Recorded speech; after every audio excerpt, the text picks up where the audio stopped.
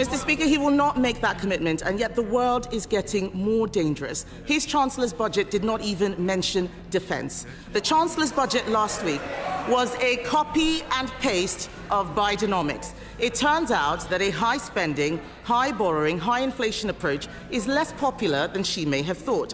May I suggest he now urge her to change course, or is he determined to be a one-term? We have heard him repeat the lines on the television, fixing the foundations and so on. But what does he say over and over again, but what does he say to farmers who are facing uncertainty about their futures as a result of the increased taxes announced by the Chancellor? I am very clear that we would reverse Labour's cruel family farms tax. What can he say now to reassure the farming community who provide security for the whole nation? Discuss, chat. He has no plans whatsoever. No plans whatsoever for building on the special relationship. In an unexpected turn of events, Kemi Badenoch, the new and charismatic leader of the Conservative Party, shocked the public and exposed Starmer's plans. Her confident performance was a real revelation. No ulterior motives, everything is as transparent as possible. From the very first minute, Badenoch captured the attention of the audience. Her words sounded convincing and vivid. She not only voiced her views on politics, but also strongly refuted suggestions of any conspiracies on the part of opponents. It was a powerful signal for action that forced many to change their views on the current political situation. We're starting to watch. Courage. But certainly we don't want to see this sort of Halloween budget. What Rachel Reeves did was extraordinary. Rishi Sunak gave a brilliant takedown of what they had said. They were dishonest during the election campaign. They have fiddled the fiscal rules to allow them to borrow more. And everything that they are doing is going to make life worse for business, for those on lower wages. They're going to make it terrible for farmers with their inheritance tax changes. And we are going to be very, very much poorer than we would have been under a Conservative government. Yeah, well, I've already heard from loads of people this morning who call themselves working people. One man rang in and said, you know, he works in a job where he normally gets a pay rise at this time of year. His boss has told him he's had to take on 100,000 extra pounds that he has to pay in national insurance, so he can't give him a pay rise. He said his car tax has gone up, so it's costing him more to go to work. And he said, I'm a working person and I'm worse off, so why did they lie? More recently, Rishi Sunak has clashed with the Labour Party, condemning their unreasonable and hasty decision to raise taxes. And what was their reaction? Instead of listening attentively to his arguments, they only grinned with arrogant contempt as he hurled one truth after another at them. It was a sight full of intensity and emotion. The Labour Party, instead of engaging in a constructive dialogue, chose to continue to ignore the seriousness of the situation, which only highlighted their lack of readiness for real change. Borrowing increased by billions of pounds. Inflation-busting handouts for the trade unions. Britain's poorest pensioners squeezed. Welfare spending out of control, and a spree of tax rises they promised the working people of this country they would not do. National insurance, up. Capital gains tax, up. Inheritance tax, up. Energy taxes, up. Business rates, up. First-time buyer stamp duty, up. Pensions tax, up. They have fiddled the figures. They don't like it, Mr. Speaker. They don't like it, Madam Deputy Speaker. They don't like it, but this is the truth. They have fiddled the figures. They have raised tax to record levels. They have broken their promises, and it is the working people of this country that are going to pay the price. Badenoch confidently draws attention to the fact that the Conservatives were the first to raise the minimum wage, having done so before Labour. However, she also stresses the importance of caution in the future. A possible excessive increase in wages could be a fatal mistake. She reminds us that the approach to economic issues must change. The outdated just increase scheme no longer works. If wages are raised to unprofitable limits, this could be a real blow to small businesses, which are already experiencing difficulties. Salary increases without taking into account the real economic situation can lead to an increase in prices for goods and services, which will hit the wallets of ordinary citizens. They came in promising invest. Is it fair to say, Kemi Badenoch, they came out saying spend? I think they came out saying tax, tax, tax, and that is going to be a real issue. This is not a growth budget, and what is really interesting is what the OBR has said. In her speech, Rachel Reeves pretended that the OBR thought that she was the bee's knees. She wanted us to think that everything she had done was going to get a stamp of approval. Instead, the opposite has happened. The OBR has actually exposed immediately how they have chosen tax over growth. The OBR says 75% of those employer NI rises will turn into lower wages. So employment, salaries, disposable income, all of that is going to be lower than what it was under the Conservatives. That is a big... Starmer repeatedly underscores Labour's ambitious commitments and trustworthy strategies for addressing various issues. One can't help but question whether Starmer fully grasps the intricacies of budgetary constraints and the gravity of potential repercussions. This is nonsense. This is total nonsense. There was a reason why we were there for 14 years, and that is because the public trusted us and they kept giving us a majority, kept putting us in office. That's what she forgets. I'm not here to pretend that the last few years were great. They obviously were not, otherwise we would still be in government. But the bottom line is that Labour has no plan. They just want to blame Conservatives. Oh, those mean Tories did it all, and there's nothing we can do about it. There's no imagination, no creativity, no belief in this country, no belief in business to actually help deliver growth, and that will be a problem.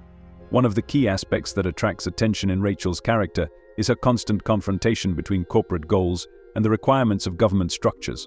When she decides to open the budget data, the whole situation changes. Her hidden manipulations are exposed, and the falsehood she used to protect her commercial designs becomes a shocking reality. At this moment, Rachel realizes that she has found herself in a difficult trap, where truthfulness and deceit are in eternal contradiction. She is forced to play an alliance with someone, and an open confrontation with someone. After the announcements that we've heard today, my optimism for Britain burns brighter than ever. Over £60 billion of shovel-ready investments from companies like ServiceNow, Eli Lilly and the Manchester Airport Group, which will help create over 40,000 jobs in the UK. That is a sign of the confidence that we now see in the British economy. That's another promise shattered. To be honest, I am completely shocked. How can you watch the mass flight of millionaires from Britain over the past few years and think that it would be wise to scare off even more companies by increasing taxes? This is simply absurd. We are in this crazy situation and it cannot but cause anger. There is such a thing as the law of diminishing returns. You can squeeze only a certain amount of money out of them before they pack up their things and leave, taking with them the jobs and funding for the public services they supported. This is a real disaster. Obviously, someone has to make difficult decisions, but given how thoughtlessly and consistently Labour has acted in recent months, I have no doubt that this was an absolutely unwise and ineffective solution to solve the problem they continue to complain about. Here, I'm hearing some noises about certainly the farming lobby. Jeremy Clarkson's not happy. You know, they're going to be making a lot of noise about these new rules that have been brought in. Also, many of the sort of growth forecasts that they've put out there are not going to make anything like the gains that they were saying that they would. So even for all of this pain, we're supposed to look forward to what? 0.9% growth, 1% growth? It's not going to work. And we delivered an economy that was the fastest growing in the G7. They have messed that up.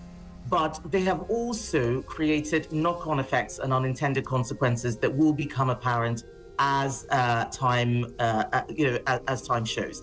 So if I'm leader of the Conservative Party, I'll be looking to see how we can reverse most of this, certainly reversing what we have done on inheritance tax, on what they have done on inheritance tax, certainly reversing what they have done on employers' NI, because I think it's probably just going to destroy jobs. Labour seems to live in some kind of world of its own, where giving money to working people is a panacea that will magically fix the economy. They are only focused on short-term benefits, and they do not care about the long-term consequences at all. How can you treat serious issues so lightly? It feels like they're taking this whole situation as a joke. They don't care at all what happens to the business or that investors are leaving. They just hope to solve everything with their first budget. But that's not how things are done. This is not a one-time action, and pretending that it will not harm everyone, including those they are trying to help, is just madness. It all looks like a farce, not a serious strategy. We worked hard, opened businesses, earned a living, and not just waited for the state to give subsidies. They are as ignorant as Starmer himself. To be honest, What did we expect when we entrusted the management of the country to a group of amateurs? This is not just a political statement. The whole team seems to be working at the limit, turning everything into a real comedy performance. They are socialists to the core, but when it comes to the real governance of the country, there is more theory than practice. And another point that is simply unacceptable is the cruel punishment of people receiving private pensions who may want to leave their children or spouses in the event of their death. The taxation of such pensions at 40% is simply disgusting. You've said a lot about the bosses. Just a point on the workers, as it were. Do you support the above-expected rise in minimum wage? Well, last year I was the person who increased the minimum wage as business secretary, but I did say that that was just about as much as business could bear.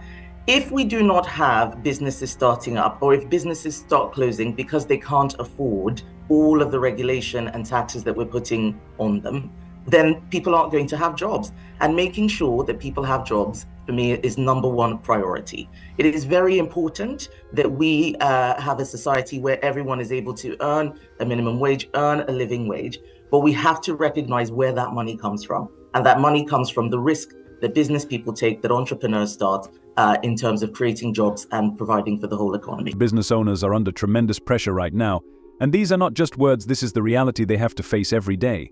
Employees are working to the limit of their abilities, and asking them to do something else when they are struggling to stay afloat would be simply unbearable. And let's be honest, the economy is plunging into a deep crisis.